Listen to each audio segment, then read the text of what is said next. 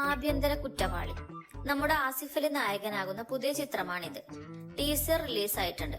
സേതുനാഥാണ് director. April 3-നാണ് theatre release. കേരളത്തിൽ ഇപ്പോൾ റീസെന്റ് ആയിട്ട് കേട്ടുവരുന്ന വാർത്തകളാണ് സ്ത്രീധനവും അതിനെപ്പറ്റി നടക്കുന്ന ഡിവോഴ്സും കൊലപാതകങ്ങളും ആത്മഹത്യയും എല്ലാം. ഇതൊക്കെയായിരിക്കും ഈ സിനിമ നിർമ്മിക്കാനുള്ള കാരണം.